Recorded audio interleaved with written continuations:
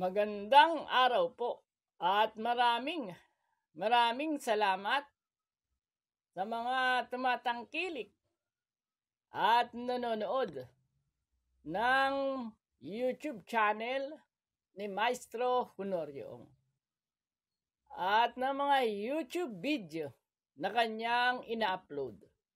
Maraming salamat po. At ngayon ay nasa ikatlong linggo na tayo ng buwan ng Hulyo o nasa kalagitnaan na tayo ng buwan ng Hulyo at tulad ng dati, matatanggap nyo na naman ang inyong libre at walang bayad na weekly horoscope. At syempre pa, 2-in-1. Nalaman nyo na ang inyong kapalaran sa linggong ito, ay maaari nyo pang basahin sa description o sa ilalim ng YouTube video na ito ang isang nobelang hinango sa mga aklat na isinulat ni Maestro Honorio. Actually ay nagsulat na tayo ng unang aklat, Ang Sikreto ng Iyong Kapalaran. Ikalawang aklat, Ang Sikreto ng Iyong Kapalaran. Ikatlong aklat, Ang Sikreto ng Iyong Kapalaran. At ikaapat na aklat, Ang Sikreto ng Iyong Kapalaran. At sa mga wala pang sipi ng nasabing mga aklat, bilang patikim ay sinirialize natin ang isang nobelang hinango sa aklat na mga isinulat ni Maestro Honorio ay isang chapter o kabanata sa nasabing mga aklat ang sikreto ng okultismo at mistisismo. At bilang patikim ay siniserialize nga natin ang nobelang ito sa ilalim ng bawat weekly horoscope. At ngayon ay nasa ika-56 labas na tayo. Ang nobelang ito ay isang pakikipagsapalaran ng binatilyo o isang batang lalaki na naghahangad na magkaroon ng kapangyarihan. Kaya't hinalughog niya ang lumang baol ng kanyang lolo Damiang Agimat na iniingatan naman ng kanyang tatang na si Sabater. At nang wala ang matanda, binuksan ni Aryabhata ang baul at doon niya natuklasan ang iba't ibang paraan kung paano magkakaroon ng kapangyarihan. Subaybayan niyo ang pakikipagsapalarang ito ni Aryabhata. Ang sikreto ng okultismo at mistisismo. At kung hindi nyo nabasa ang unang labas, ikalawang labas, ikatlong labas, hanggang makarating kayo sa ika-56 labas na tayo ngayon, ay balikan nyo lang ang weekly horoscope ng mga nakaraang buwan at pagduktong-duktongin nyo upang matuklasan ninyo ang pakikipagsapalaran ni Aryabhata kung paano siya magkakaroon ng kapangyarihan. At ngayon ay matutunghayan nyo na ang inyong libre at walang bayad na weekly horoscope upang sa kalagitnaan ito ng buwan ng Hulyo ay malaman ninyo ang inyong kapalaran hinggil sa sex, pag-ibig, love life, salapi, negosyo, karir, travel, family, swerteng kulay, swerteng numero, at marami pang ibang swerteng darating sa inyo sa kalagitnaan ito ng buwan ng Hulyo. Kaya nood na! Weekly Horoscope, July 13 to 19, 2025. Aris, silang isinilang mula ika-21 ng Marso hanggang ika-19 ng Abril. May panahon ng bawat buhay at mga pangyayari sa silong ng langit at sa kalagitnaan ng buwang ito ng Hulyo. Hindi maitatanggi. Ito ay panahon mo kung saan tatawagin ang panahong ito bilang panahon ng pag-aani.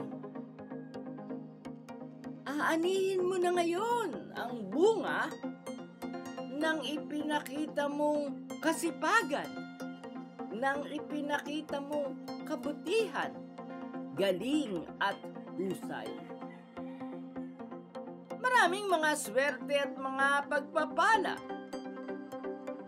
ang mag-uuna-unahang huhugos at darating sa iyong harapan, nakaloob mismo sa iyo ng langit.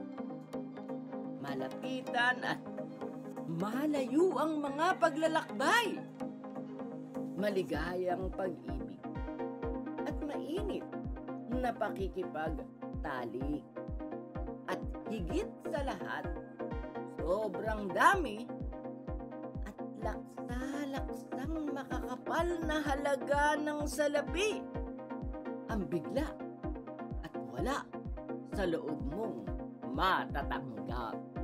Mapalad na kulay ang red. Maswerteng numero 9, 14, 24, 27, 33, at 42. Taurus!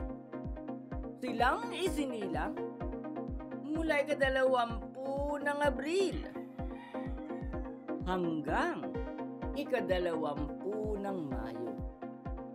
Huwag kang magbago ng layunin at ng mga inaasam-asam sa buhay. Oo, dapat maging matigas ka. Oo, dapat nakapokus ka lamang sa iisang layunin. Sapagkat sa kasalukuyan, nakikita ng nasa itaas ang mga ginagawa mong pagsisikap. Kaya naman, nagpasya ng langit na kung hindi ka magbabago ng ambisyon at mga nilalayon sa buhay, tiyak na ang magaganap. Ipagkakaloob sa iyo ngayon ng mismong langit, gaano man kaimposible at gaano man kahirap ang lahat ng mga minimitri at inaasam mo sa buhay, at ito ay tiyak at sigurado mapapasa iyo na magsisimula na ngayon. Mapalad na kulay ang aqua marine. Maswerteng numero 4, 11, 22, 29, 35, at 40. Gemini, silang isinilang mula ika-21 ng Mayo hanggang ika-21 ng Hunyo. Pinapahintulutan ka ng langit sa kalagitnaang bahaging ito ng buwan ng Hulyo na magdagdag ka ng pangarap. Kapag ang ibang pangarap mo ay hindi mo nakukuha. Hindi masama ang maraming pangarap.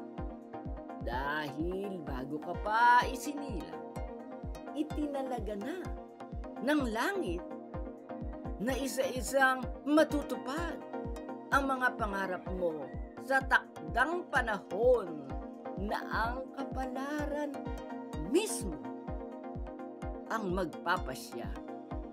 Kaya wala kang dapat gawin sa ngayon, kundi ang mangarap pa ng mangarap. Mapalad na kulay ang lilac, maswerteng numero: 5, 12, 19, 28, 34, at 45. Cancer, silang isinilang mula ika-22 ng Hunyo hanggang ika-22 ng Hulyo. Sa linggong ito ang sinasabi sa iyo ng langit. Sinasabing kasabay ng pagganda ng panahon, ang kapalaran mo ay pagagandahin rin ng pagagandahin ng nasa itaas. Ganon din naman ang nakamamangha pa nito, gaganda rin ng gaganda ang kapalaran ng mga taong nakapaligid sa iyo. Gaganda rin ng gaganda ang kapalaran ng mga taong mahal mo sa buhay at nagmamahala sa iyo. Habang maiiwan naman ng milya-milya na tila parang pinagdamutan ng kapalaran ang iyong mga kaaway at ang mga taong lihim na naiinggit sa inyong pamilya. Mapalad na kulay ang yellow, maswerteng numero: 1, 7, 13, 25, 37, at 44. Leo, silang isinilang mula ika-23 ng Hulyo hanggang ika-22 ng Agosto. Aminin mo sa linggong ito, nakararamdam ka ng excitement at saya ngayong medyo nalalapit na ang iyong kaarawan. Ito ay isang malinaw na palatandaan na ang malalaking mga swerte ay ilalagay mismo ng langit sa iyong harapan. Walang kahirap-hirap. Tila namumulot lang ng mga batong nagkalat sa iyong dinaraanan. Oo, sa linggong ito, isa-isa at madali mo ring pupulutin ang napakaraming mga swerte at iba't ibang uri ng magagandang kapalaran na kumukuti-kutitap ang nagkalat sa iyong harapan. At tulad ng nasabi na, pulutin mo itong lahat hanggang sa ikaw ay lumigaya at tuluyang yumaman. Mapalad na kulay ang green, maswerteng numero: 1, 16, 28, 31, 39, at 42. Virgo, silang isinilang mula ika-23 ng Agosto hanggang ika-22 ng Setyembre. Sa linggong ito, mamamangha at ikiligin ang iyong sarili dahil sa hindi mo inaasahang biglang pagdapo ng isang napakalaking buenas na may kaugnayan sa pag-ibig, na may kaugnayan sa karangalang panglipunan, at may kaugnayan sa malaking halaga ng salapi. Magpasalamat kang lagi sa nasa itaas upang magtuloy-tuloy pa ang iyong buenas at magagandang kapalaran. Hindi lamang sa kalagitnaan ito ng buwan ng Hulyo, kundi sa mga nalalabi pang mga buwan ng taong 2025. Mapalad na kulay ang pink. Maswerteng numero: 3, 12, 18, 21, 33, at 45. Libra, silang isinilang mula ika-23 ng Setyembre hanggang ika-23 ng Oktubre. Sa linggong ito, babagal ang iyong buhay ngayon. Pero walang kasing saya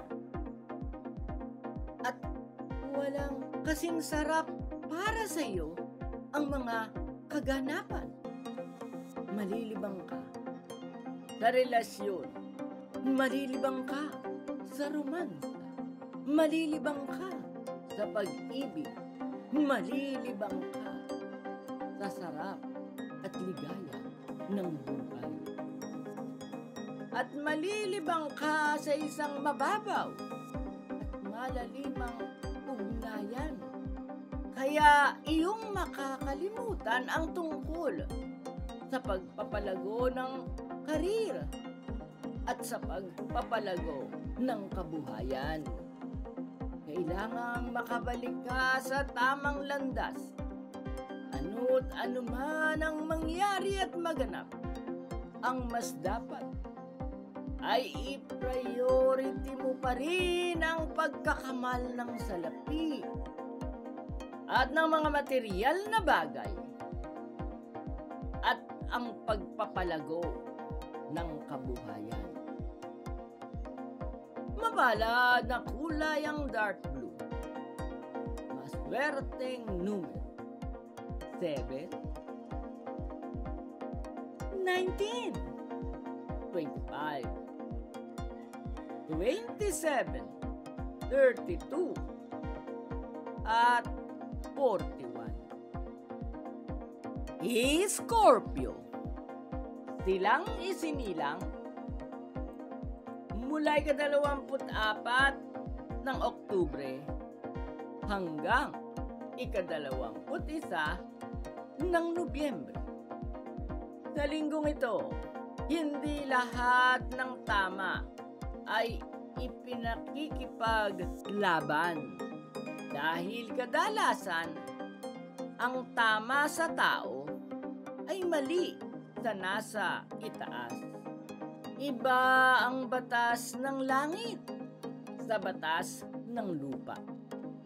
Kaya simula ngayon, sa halip na kumontra ka at makipagtalo, ay sumang-ayon ka na lang. Sa ganyang paraan, dahil natuto kang sumang-ayon at magparaya, matutuwa sa iyo ang langit. Kakalooban ka ng sunod-sunod na swerte at magagandang kapalaran. Mapalad na kulay ang purple.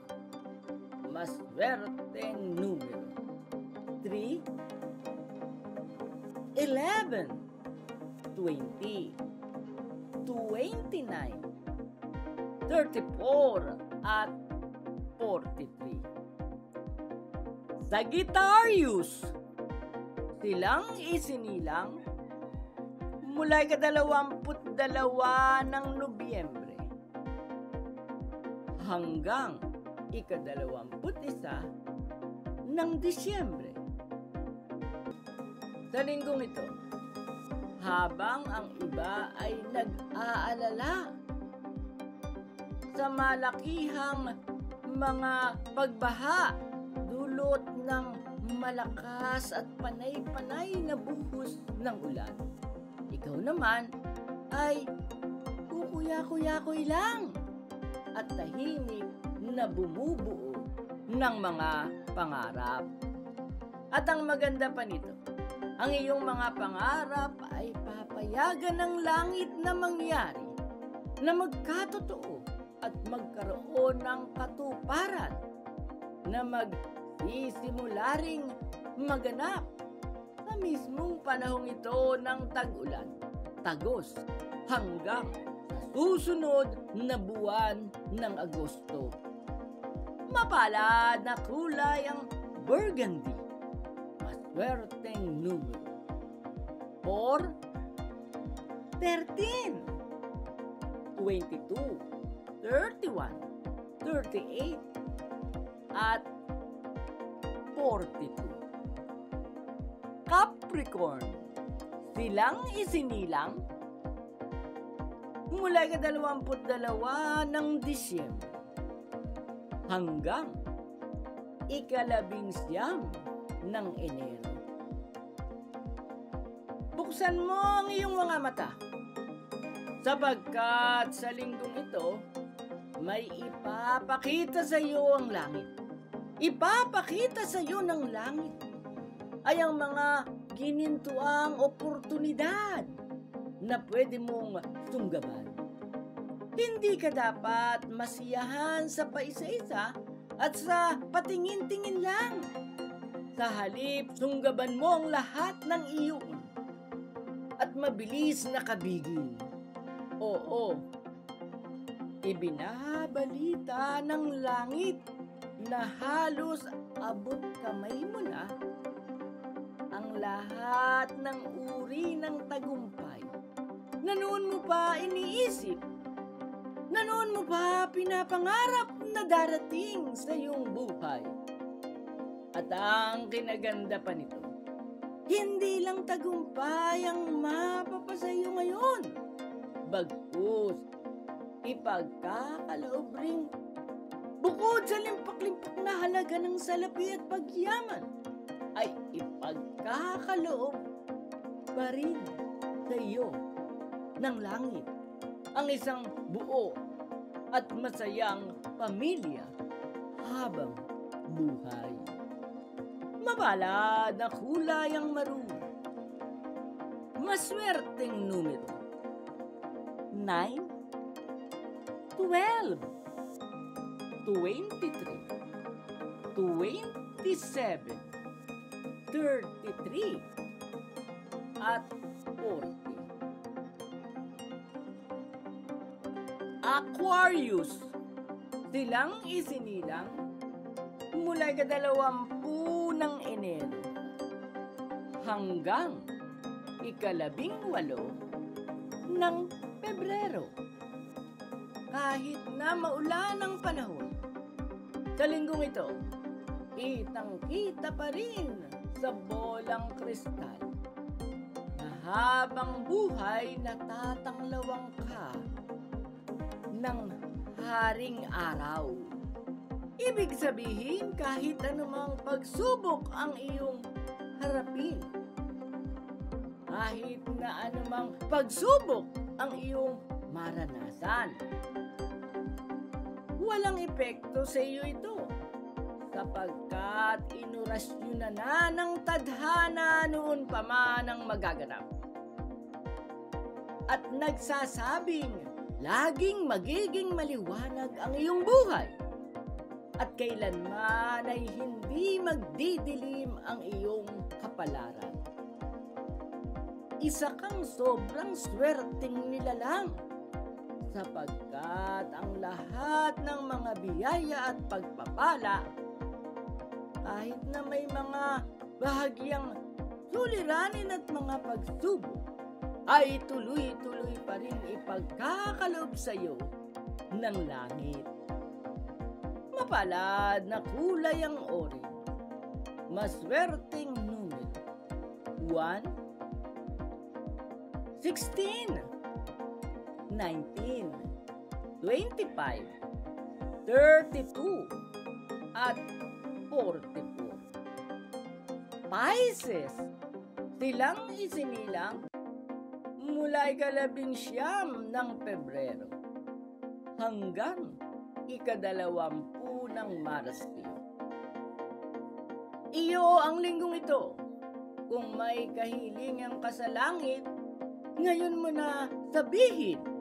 Kung may gusto kang mangyari, ngayon din ang tamang pagkakataon upang ito ay iyong isagawa. Oo, isagawa mo na ngayon upang ito ay ganap na amaanyuan at magkaroon ng dagli at agad-agad na katuparan. Mapalad na kulay ang lavender. Maswerteng numero. 7, 18, 21, 28, 36, at 42. Maraming salamat po sa nanood ng Weekly Horoscope. At kung wala kayong ginagawa ay iniimbitahan ko kayong pasyalan ang ating YouTube channel. Puntahan nyo ang ating mga playlist upang matuto kayo sa sarili nyong paraan ng pag-aanalisa ng inyong kapalaran. Nandiyan sa ating playlist ang swerteng guhit ng palad. Malalaman ninyo kung sino-sino o ano ang palatandaan sa guhit ng palad ng isang tao ay yayaman. Bukod sa swerteng guhit ng palad ay mayroon din tayong swerteng numerology.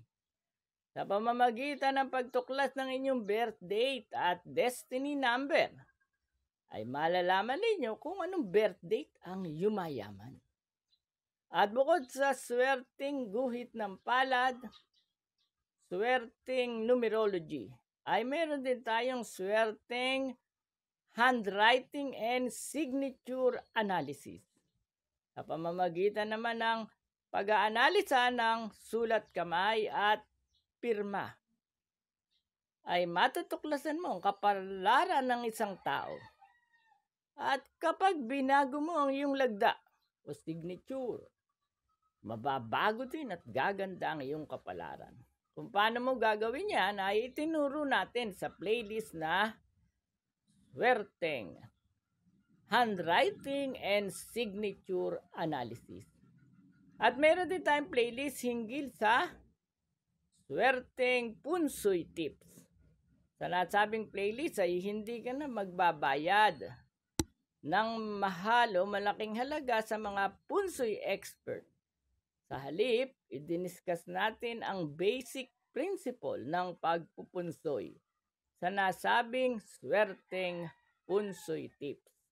At sa mga nananaginip, meron din tayong swerteng panaginip na playlist at mga lihim ng inyong panaginip.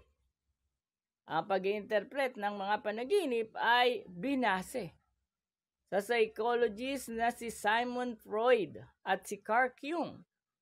Kaya ang playlist na swerteng panaginip at mga lihim na inyong panaginip ay mala-scientific approach. Kaya kapag wala kayong ginagawa, pasyalan nyo ang nasabing mga playlist. At meron din tayong swerteng horoscope. Inisa-isa natin ang zodiac sign, Aries hanggang Pisces, upang malaman natin ang malalim na katangian ng bawat zodiac sign at binigyan natin ng advice ang bawat zodiac sign kung paano mas madaling magtatagumpay at mas magiging maligaya sa buhay sa ating playlist na Swerteng Horoscope. At ang ating pinaka-latest ay ang Swerteng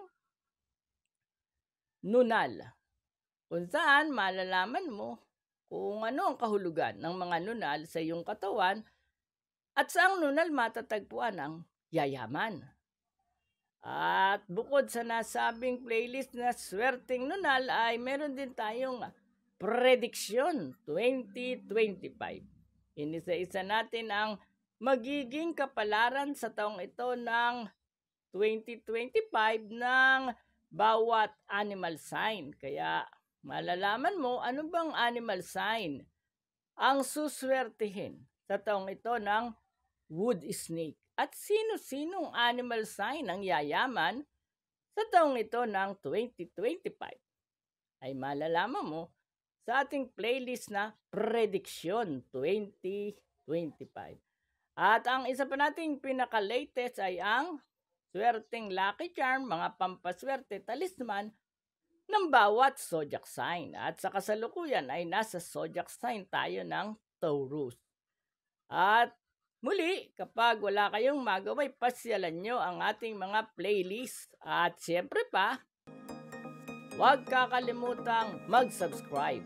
At sa mga hindi pa nagsasubscribe, pindutin ang subscription button at ang notification button o notification bell para lagi kayong update sa mga YouTube video na i-upload ni Maestro Hunor.